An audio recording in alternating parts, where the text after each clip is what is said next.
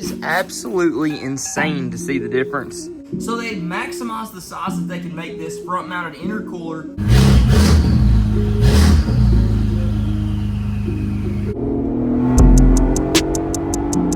For any of you that have been watching the channel, you know we've ran through our fair share of setups for exhaust on the Bronco Raptor. Now the 3.0 liter twin turbo is a pretty powerful engine, but I have not been able to get the sound dialed in. Either it's too loud and sounds just trashy, or it's too quiet and you can't hear it at all. We went through the stock exhaust. We went to exhaust cutouts, the electric cutouts. And now we've just got some makeshift turn down pipes that come right here.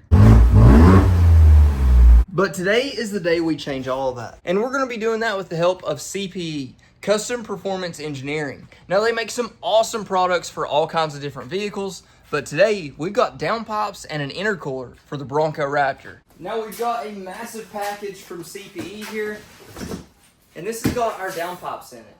We've got probably some instructions, really good packaging all the way throughout, and so much stuff that I'm gonna have to put this on the floor and lay it out on the table. First off, we've got a bracket. We've got some extremely heavy duty clamps and hardware. Then we've got some gaskets. We've got a wire there. Looks like for a plug, some sort of an adapter. And then we've got all of our different hardware organized.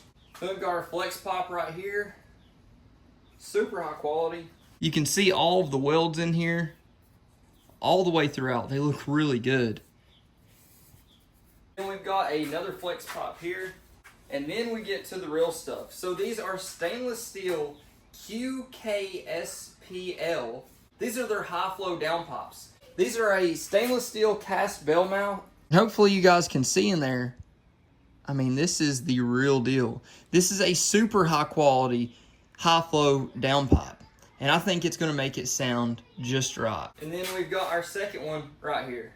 So I'm gonna start it up so you guys can see what it sounds like now. It sounds okay, don't get me wrong, but it's just too much. It drones so much on the road, and it's not a great sound. It just is loud. But I'll start it up so you guys can hear it. Keep in mind it dumps out right here on both sides.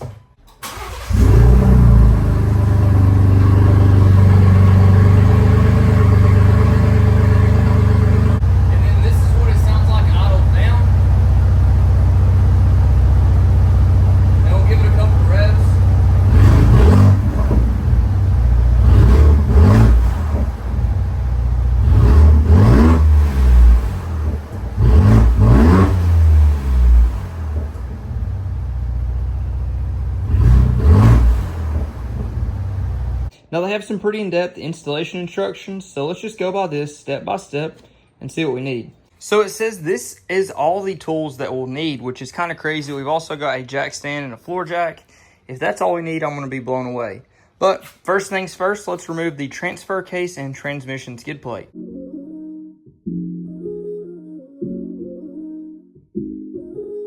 Now before we dive too deep into this install, I've got to show you guys today's video sponsor, Wolfbox. Now if you guys have been paying attention, you would have seen Wolfbox in one of my previous videos. We used the Wolfbox dash cam to record some awesome footage out on the trail with our lifted Camaro, and to say I'm impressed is an absolute understatement. Not only did it allow me to record some awesome footage, but it also gave me the visibility that I did not have. As most of you already know with the Camaro, even stock, visibility is absolutely horrible. So no surprise, whenever we lifted it, it got even worse. Now, I was able to see tons of stuff that I had no way of seeing without the dash cam with the front bumper mount. Now, I also have the dash cam mount and a rear view camera mount. And all of this is put into one nice location. The display on the inside is the absolute perfect size to show me everything that I need to see. And as you guys can tell from the trails that we took the Camaro down, I put this thing to the absolute test. Now, not only that, this dash cam can record off-road adventures, but it can also easily record day-to-day driving. So if you get in an accident or you find damage on your car, you can go back, you can see the footage, and show the people you need to show. So you're covered. Now keep in mind, all of this footage was recorded on this lifted Camaro. So this isn't a Jeep going down the trail. This is a 2018 Camaro on 33 by 1250 tires and a 3-inch custom lift. Most of the footage that was recorded was actually off of this camera right here, mounted on the front bumper, and it looks factory. Now this is the actual module that goes right on top of my rear view camera, and this is the view that I have from inside. So whenever I'm going off-road, typically I'm using the front cam right here, but it's nice to also have the ability to look at my dash cam for an extra view and have all three laid out right here whenever you need them.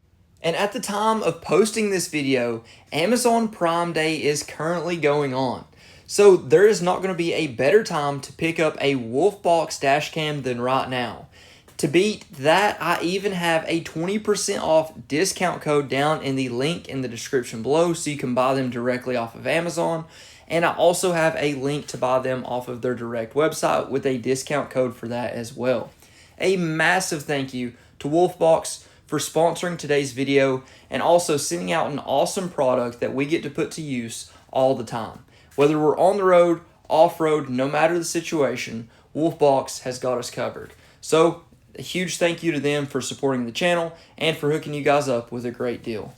Now we need to lower the fuel tank skid plate a little bit and the fuel tank. We're going to drop it about 5 inches.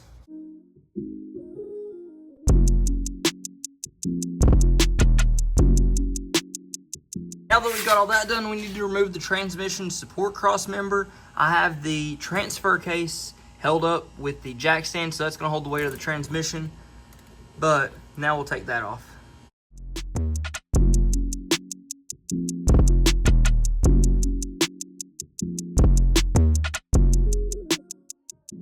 Well, now we've got the cross member out, as you guys saw us right there. Dropped the fuel tank just a little bit, about 5 inches. Not far enough to stretch the fuel lines or anything. Got the full cross member out here.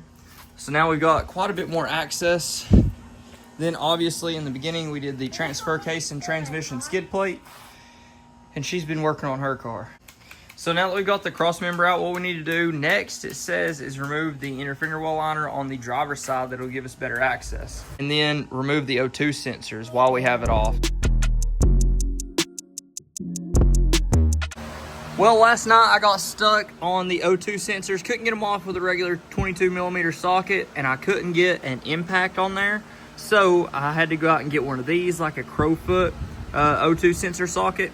So now we should be able to get it off, and we'll be able to pull those cats right out.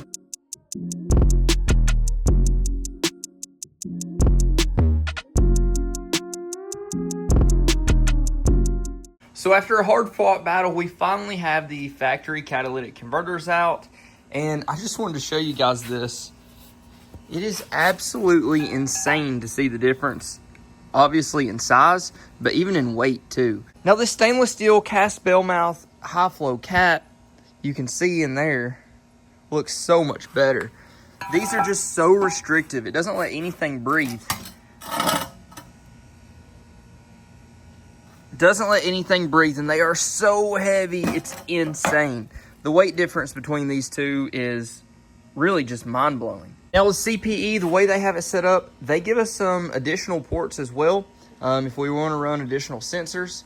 But the way this is going to be set up right now, we're just going to be using our factory O2 sensors, primary and secondary. For the next part of swapping over the O2 sensors, it's pretty simple. For the primary, you just screw it in, so unscrew it off the factory cap, screw the new one in. And then for the secondary sensor, which is going to tell you if there's any issues, what we need to use is this adapter. So first of all, we'll screw in this adapter right here. Then they give us 3 different inserts. So you guys can see here, 3 different sizes. We need to use the medium insert for this one. So we'll just place it in here. Then we need to put our snap ring in there so it holds it in place. So now that the snap ring's in there, that's what it should look like. And we'll go ahead and tighten this up. Now both of the passenger side are on there and they should be good. Sorry for the noise. It's 100 degrees out here. We don't have AC in the garage, so the fan's the best option. One thing to note, on the driver's side at least, instead of putting the O2 sensor in the primary hole that I was thinking, I put it in this offset hole right here. Otherwise, it's not going to clear whenever you put it back in, so keep that in mind.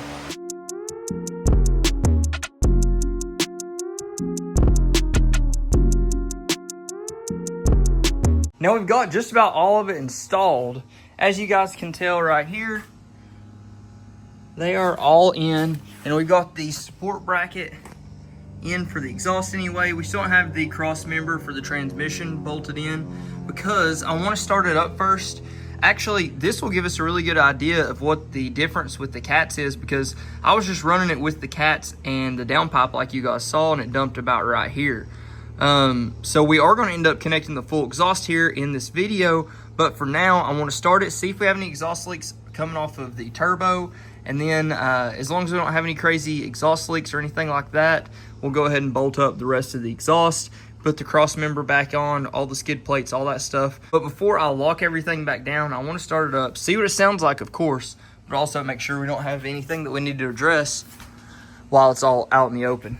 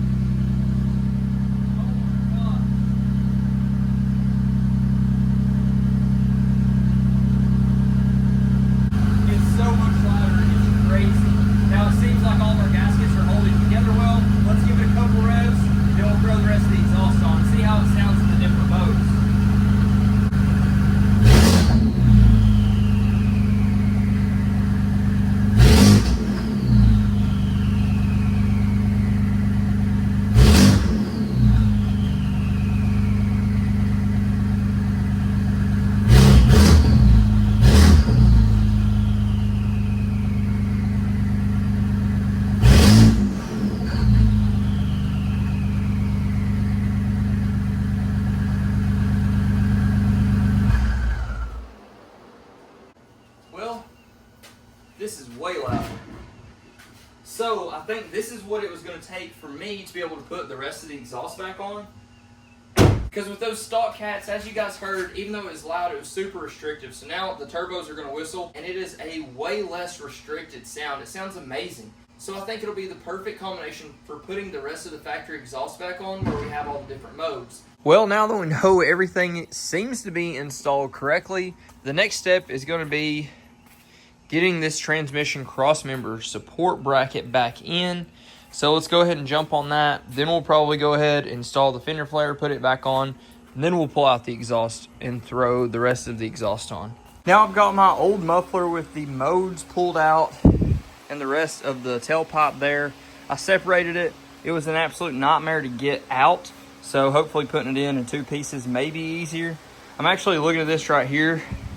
Right past the X-pop, I may just cut it down and put two turn downs right there. I like that so much better. And dump it before the axle. But we'll see. Well, we finally have the full exhaust in, and everything, I think, is put back together. So as you can see underneath here, we've got the full new downpipes. And then we've got the factory exhaust behind that, all bolted in. Now I do need a couple extra exhaust hangers because I cut some off last time. But aside from that, we're pretty much good. I do also need a new set of gaskets. The last time I took my factory exhaust off, I threw the gaskets away, I guess. Now with the Bronco Raptor, whenever you first start it up, it's going to be in normal. I haven't found a way around that. So we'll put it in normal. We'll go through quiet mode, and we'll also test out and see what Baja is going to sound like. But it's almost 12 o'clock. I'm not going to be too crazy. We'll take it out of the neighborhood for a little bit and see what it's like on the road as well.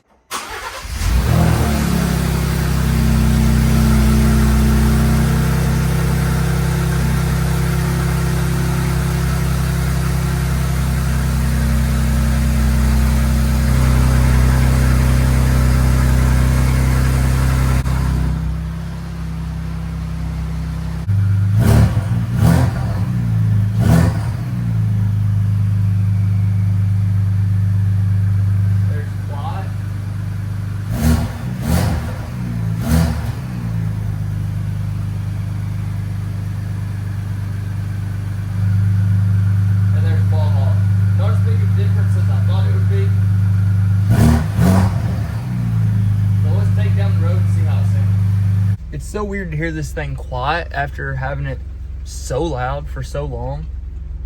It's really weird. It is hilarious how quiet this thing is right now. It is still in quiet mode.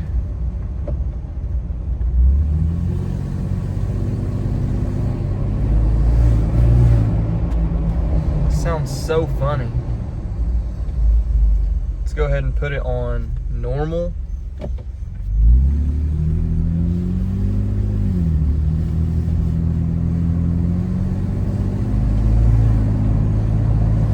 Still can't hear anything. Now we're gonna go straight to Baja.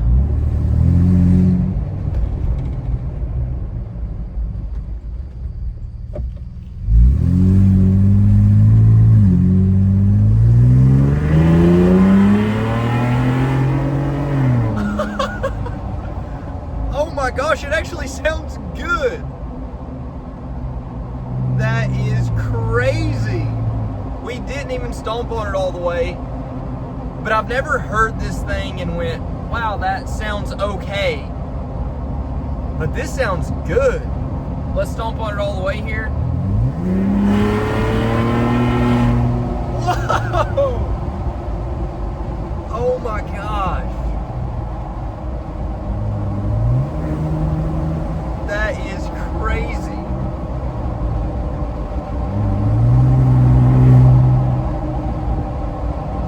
It's so weird not hearing it when you don't want to, but whenever you stomp on this thing, it really wakes up. That is crazy. I still want it to be louder, but it has a really good sound now. Now I'm going to give you a lot more footage of this thing and all the sounds that it makes tomorrow once it's daylight. I mean, it's 12 o'clock right now exactly. I don't want everybody to get too upset at me, but let's give it another rip right here in Baja mode. Hopefully you guys can hear it. It sounds really good. It's a really good tone, which I didn't think was possible in the 3.0.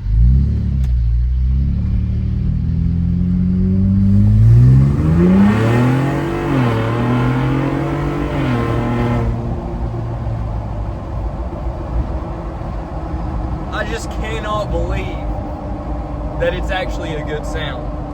Well, it's the next day here, and I've got some exhaust gaskets that should work. Get rid of that exhaust leak. These are 2.5 inch. I really think the ones that we need are 2.75. I ordered those as well, but they won't be until tomorrow. So let's go ahead and take apart where the mid pipe and down pipe connect. Throw these in and see if it fixes all of our problems. If not, we'll have the right ones tomorrow. Now, it's really hard to tell the difference between quiet, normal, sport, and Baja on camera. So what I'm gonna show you guys is quiet mode. We'll rev it up a few times, as well as Baja mode. So the most extremes in terms of the most quiet and the loudest. That way you guys can really tell a difference. I can tell you already, the CPE downpipes have made a massive difference in terms of the sound. The tone is much better and is quite a bit louder. But I still think we need to add a different mid pipe.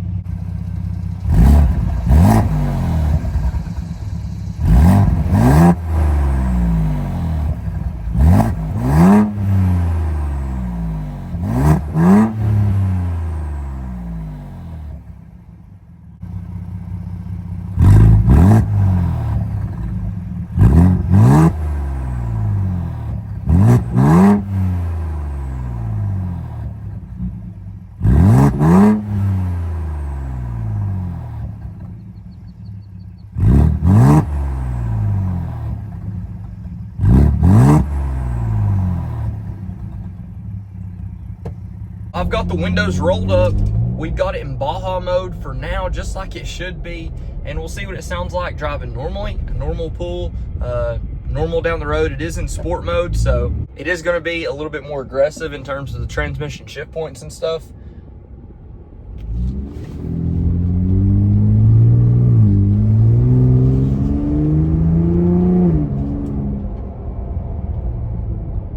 Pretty mild.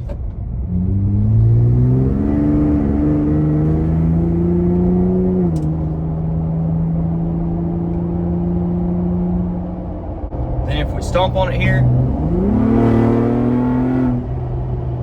it gets much louder. Now I'm going to leave it in the same mode, but I'm going to go to normal exhaust.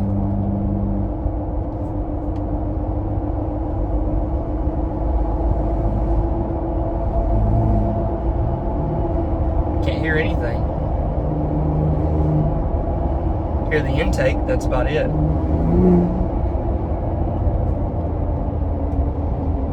Now we're back in Baja. Crack the windows for us.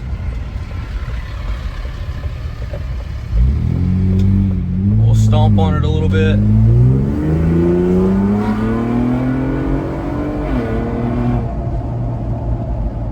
Sounds completely different. That is crazy. Now we'll do it with the windows up again.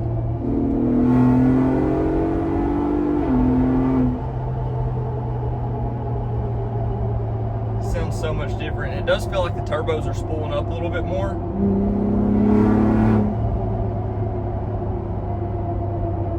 To have the full exhaust on and literally just change the downpipe, that's a pretty big difference. And the absolute best part about these high flow cats, not only are they built super high quality, but we don't have a check engine light. Big shout out to CPE for being able to pull that off. There's nothing I hate worse than having a check engine light for no reason.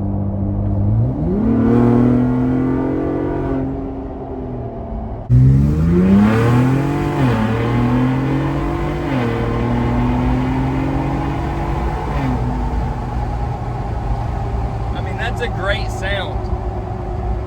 Great sound, great tone. I just wish it was a little louder. Well, now that we got all that taken care of, I'm gonna wait for everything to cool off. We'll put the rest of the exhaust hangers on. But like I told you guys at the beginning of the video, I have something else from CPE, and that is their intercooler. So let's open this thing up and see what it looks like. These are supposed to be fully CNC machined and cast ends. It is really going to help us make a little bit more power. And now after getting to see their downpipes, I really have some pretty high hopes for this thing. Now it's supposed to be a simple bolt-in installation, and I'm sure they've got some pretty in-depth instructions in here. And once again, amazing packaging. I don't see how anything could possibly get damaged the way that they package it. They got bubble wrap, they've got paper thrown in here, and then they've got the spray foam that fits the size perfectly. Seems like we got some hardware, got some instructions, and then we've got our new CNC machined cast-in intercooler. Oh my gosh, this thing looks absolutely awesome. Now with the fully cast ends, these are supposed to be way more reliable, dependable, and tough. You're not going to have to worry about anything messing up on these. Now that all that's out, let's pull out these instructions and see what they recommend for the install. I've seen two different ways of people installing them. I've seen everybody rip apart their front bumper, take off their skid plates, and go that route. But we have so much stuff on the front bumper with the Baja bull bar, the winch mounting plate. I would really rather find a way around it, and hopefully we'll be able to do that today. Now with the downpipes and the intercooler together, we should definitely be able to tell a difference in power. Like I told you, with the downpipe, I could definitely notice that the boost was building considerably quicker, which typically means more power. And with this, it's just going to keep everything cooler. So it's going to be sustained power and allow us to push this thing to the max. So it looks like we're going to be able to do this just by removing the skid plate, which is exactly what I was hoping for. If it's this easy, I'm going to be blown away. So let's go ahead and get started on this skid plate.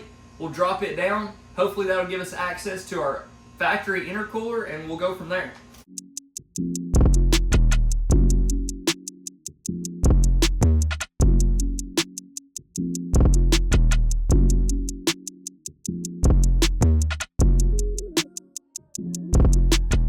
That was so simple, I feel like I'm doing something wrong. As you can tell here, the difference in size is pretty insane. So look at the ends here. Look how different the size is between the two of them. That is absolutely insane. So they maximize the size that they can make this front mounted intercooler to still fit in all the factory mounting locations. So big props to them for being able to make such a nice piece of equipment and really be so much bigger. It's absolutely insane. Now, I don't believe we need this rear shutter system. Mine's not even connected to anything. So, I'm not really sure why it's on there. Now, this is designed to be able to reuse your adaptive cruise control. I've already relocated mine because I've put this stuff up there. But just seeing the difference between the two of these next to each other is absolutely insane. So we're going to take these rubber pieces over and we're going to install these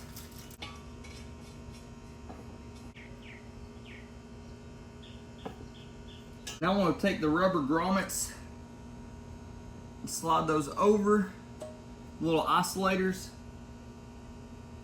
What we're going to do now is put our isolators back in the right place, put our brackets back on hand tight, then we can connect everything back up, and we should be done. This is a crazy simple install to really allow you to make some more power, better airflow, and just more reliable power. That's what this is all about. Now before I snug it back up, I'm going to put the snap rings back in place and snap those over.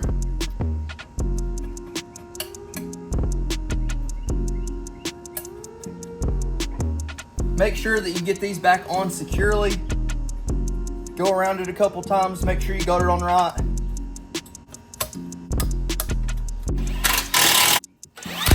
And that is installed. Now all we need to do is put the skid plate back on and we're good to hit the road.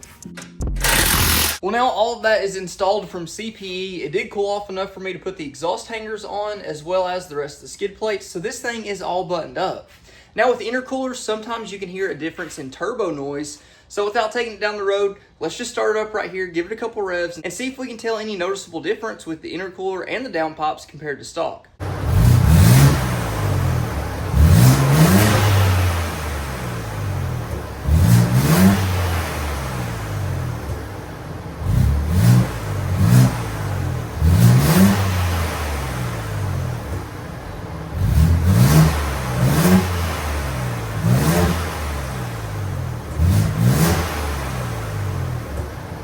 Well, it definitely feels like I can tell a difference just from revving it up right here, so I think we need to take it down the road. It's an awesome day out here, so let's load up the jet ski, take off the doors, take this thing down the road, and see what it sounds like with that full open air experience. Well, we spent some time at the lake here today, and now it is pouring the rain just like any time that you take the doors off. But with the doors off, it definitely sounds really good.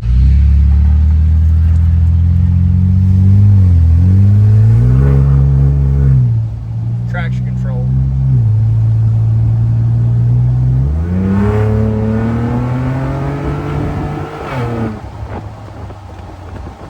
Like I told you before, it's definitely a much better, sound in general, and it's way louder than the factory exhaust.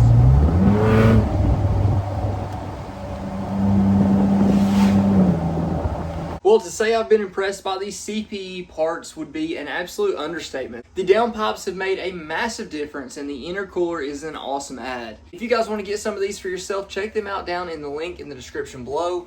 But if you haven't already, please like, comment, subscribe. Let me know what you think. Let me know what you want to see next. But until then, Godspeed.